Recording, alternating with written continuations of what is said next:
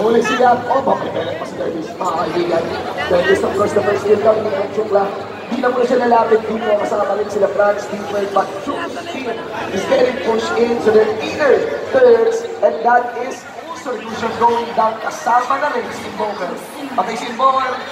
Balik ka sabihin mo. Ano ka sabihin mo? Pero Esmeralda, ang ganda ng draft na ginawa nito ng Dexy. Yeah. And with that, Nana, hindi rin makalapit talaga dito. Laser. Yung vision. Ito na yung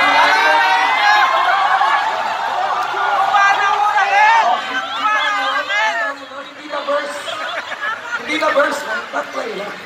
Hindi na burst. Hindi na burst.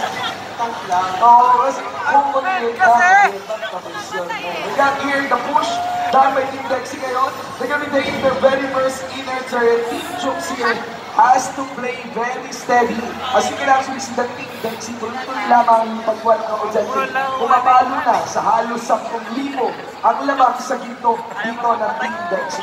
Kumbaga, ang dito, ang plan na dito for Index, yung gano'n na lang talbin na to, na walang pagbabago, walang pagkakaiba, walang pagbabago sa nila nila these past 5 minutes. Kasi lahat na ginagawa nila yun is pagpanalo talaga.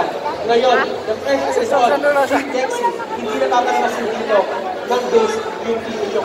Oo, patay lang, patay lang. Kita nyo pa rin yan, mga kaibigan. There is still a turtle timer para sa laro natin. Lalong 8 minuto pa lamang ang lumilipas, mga kaibigan. Remember na, binabalik pa rin mga inner turrets dito ng Team Chooks.